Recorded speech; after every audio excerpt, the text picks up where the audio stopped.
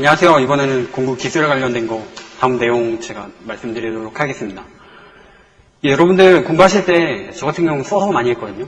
쓰는 게 가장 나은 것 같더라고요. 써서 하면 이제 집중할 수 있고 졸릴 때 잠도 쫓을 수 있고요. 기억에도 가장 오래 남는 것 같고요. 근데 처음부터 써서 한 건 아니고요. 저는 집중이 잘 될 때는 그냥 줄 쳐가면서 중요한 부분 이렇게 체크하면서 그런 식으로 했어요. 그래도 써서 하는 걸 가장 많이 한 것 같은데요. 써서 할 때도 그냥 써서 하면 안 돼요. 효율적으로 하시려면요. 그러니까 써서 할 때 보면 대부분 학생들 보면요. 저도 물론 그랬고요. 이제 어떤 교재가 있으면은 여러분 연습장에다 이렇게 옮겨 적으면서 거의 하죠. 써서 할 때. 이걸 그냥 이런 식으로 하면은 효율적이지가 못하거든요. 이것도 공부가 되긴 돼요. 근데 제가 썼던 방법은 이제 저나 여러분이라고 생각하죠. 이렇게 있어요. 그러면은 이거를 그냥 이렇게 옮겨 적는 게 아니라 여러분들 이제 그 내용이 있죠. 내용을 여러분들 머릿속에 집어넣어야 돼요. 머릿속에 집어넣는다는 거는 그러니까 거의 이 내용을 머릿속에 넣고 암기할 정도로 그 다음에 이 내용을 보지 않고 쓰는 거예요. 그냥 보고 쓰면은 말 그대로 복사기예요. 복사기. 이것도 공부하는데 도움이 되긴 하는데요. 이것만큼은 절대 안 돼요. 제가 실제 경험을 해봐서 알거든요. 이거 자체는 정말 이 과정 자체가 상당히 효율적인 그런 시스템입니다.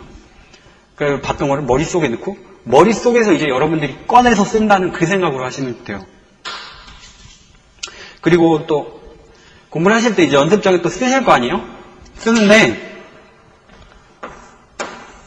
연습장을 한 장 이렇게 꺼내놓고 막 쓰실 거 아니에요? 쓰는데 저 같은 경우는 항상 연습장이 2장이었어요. 아니 연습장이 그냥 연습용으로 쓰는 건데 뭐하러 두 권이 필요하냐라고 생각하실 수 있겠는데요. 그러니까 이제 써가면서 하든 뭘 하든 하잖아요. 근데 하나는 말 그대로 연습장. 그냥 막 쓰는 거야. 막 쓰는 거. 하나는 이게 중요해요. 이 하나는 이 내용 중에 여러분들이 모르는 것만 모르고 정말 중요하다고 생각하는 것만 딱딱해서 간단하게 딱딱 쓰는 거거든요.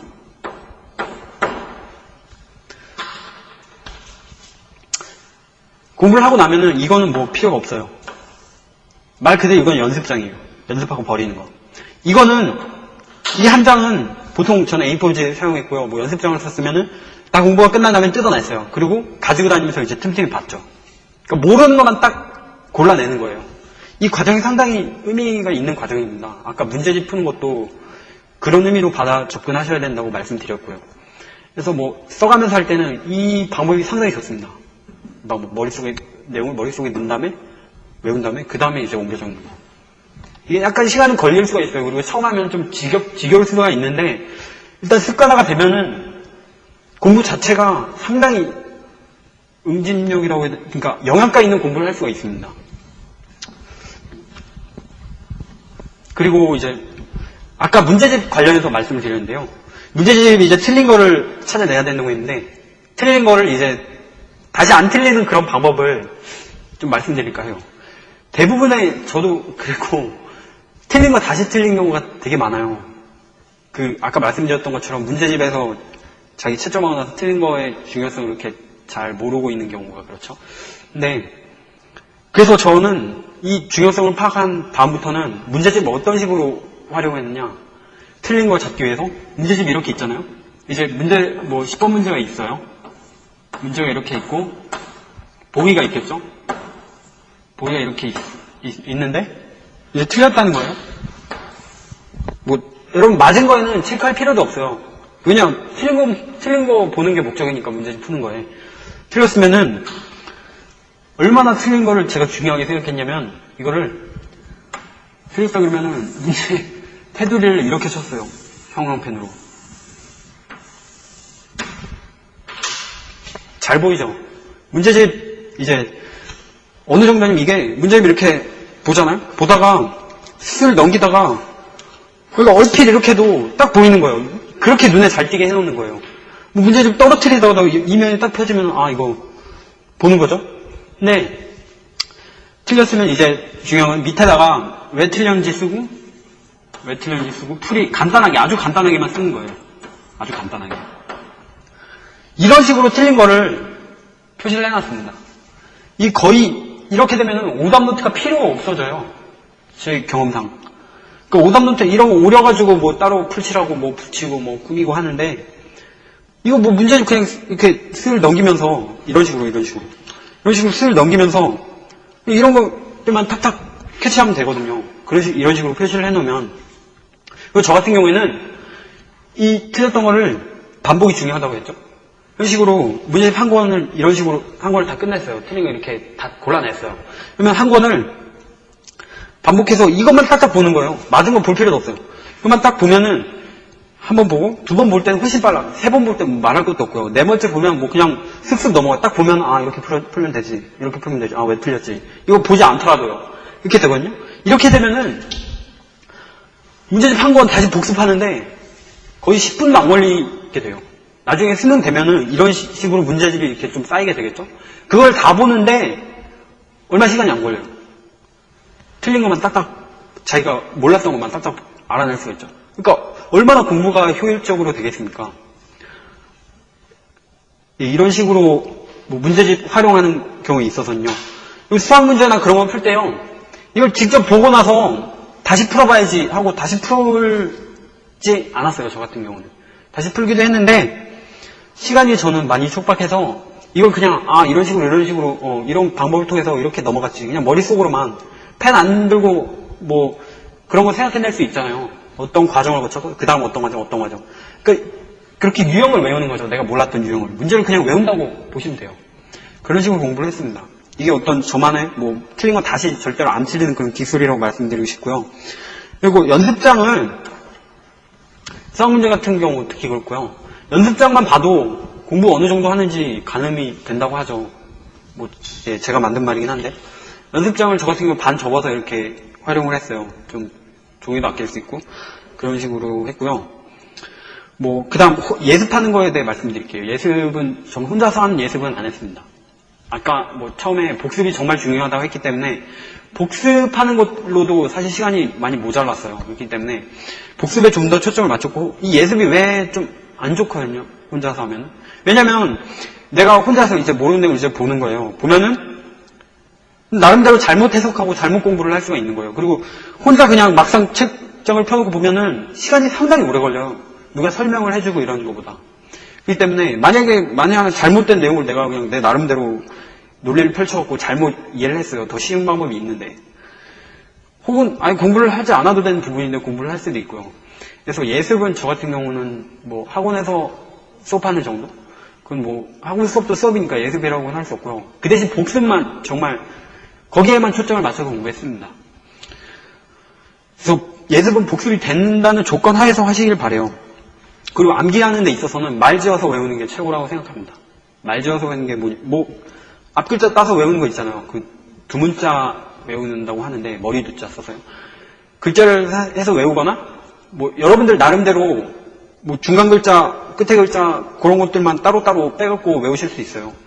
제가 지금도 생각나는데 주기율표 있잖아요. 이과 분들 같은 경우 주기율표 그 원서들 저 아직도 기억하고 있거든요. 쓸 수 있는데 이일입에 박은호 오프너 나만 알지 패치콜라 크커 앞에 것만 소리를 그렇게 따로 떼어내갖고 외웠거든요. 그리고 또 중학교 때 배운 건 아직도 생각나는 건데 다 팔기 전에 못 가라는 말이 있었어요. 다 팔기 전에 못 가요. 다 팔기 전에 못 가긴 어디 못 갑니까? 그게 뭐냐면은 정리운동하는 순서로 기억하고 있거든요. 다리 한 다음에 팔, 목, 가슴 이렇게 다 팔기 전에 못 가. 이렇게 재밌게 나름대로 외우면은 정말 기억에 오래 남을 수 있을 뿐만 아니라 훨씬 시간 외우는데 줄어들거든요. 이 때문에 저는 틈만 나면 무조건 말 지어서 외웠어요. 뭔가 이렇게 외울 게 뭉태기로 있다 하면요.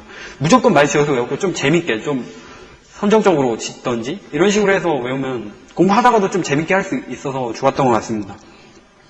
그래서 그리고 아까 뭐 오답 노트가 필요 없을 정도로 문제집을 만들었다고 했는데 저는 실제로 오답 노트를 만들지 않았습니다. 왜냐면 저 같은 경우는 이거 잘라서 붙이고 뭐 할 시간도 없고요. 이 여학생들 같은 경우 그 깔끔하게 되게 잘하는데, 사실 그거 좀 시간 낭비가 사실입니다. 뭐 다 옮겨졌고, 뭐 풀칠하고 포스트잇 붙이고 막 이러는데, 저는 최대한 어떻게든 효과적으로 내가 시간이 부족한 건 아니까 하려고 했던 방법이 뭐냐면, 좀 웃긴 방법이긴 한데요. 오답 노트가 아니라 뭐라고? 오답 봉투를 만들었어요. 이만한 대봉투 있잖아요. 왜? 노란색 그런 거요? 황봉투라고 하는. 여기다가 내가 틀린 문제 있잖아요. 그거를 뭐 여러분 문제집은 아까 말씀드렸던 그런 식으로 해서 그냥 놔뒀고요. 학교에서 이제 프린트를 이렇게 나눠주지 않습니까? 그거 풀어보면은 끝나자마자 바로 내가 틀렸던 거는 칼로 그냥 내 귀퉁이 딱딱딱 잘라갖고 여기다 그냥 넣었어요. 단 그 잘라 넣기 전에 밑에다가 간단한 풀이만 딱 적고요. 이거 왜 틀렸나 딱 적고 간단하게.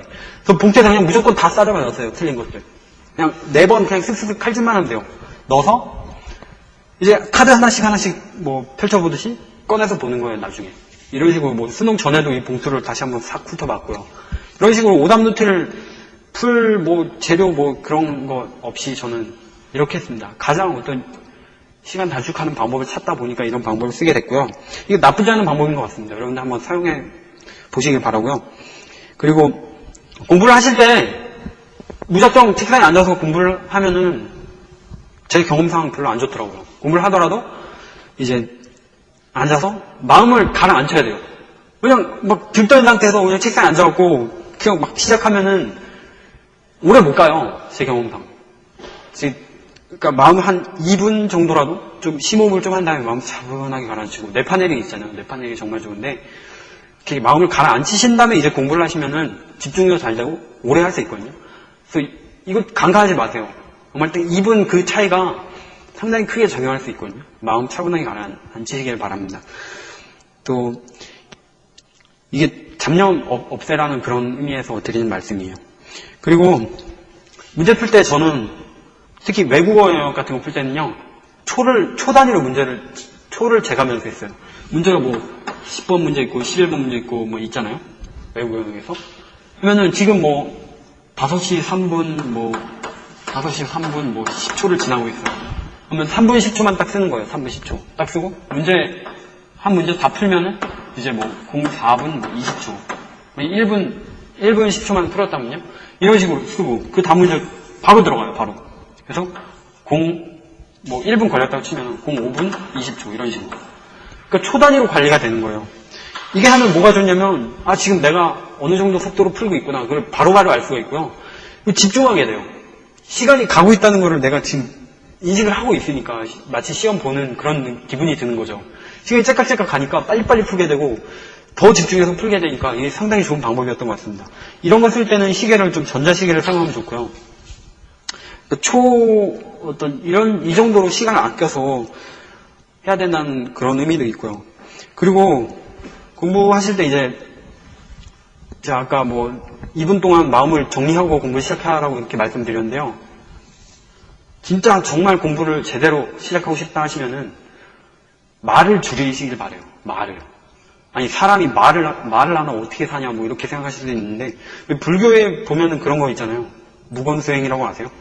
그러니까 처음에 절에 이제 스님 되려고 절에 들어가면 말을 못하게 한대요.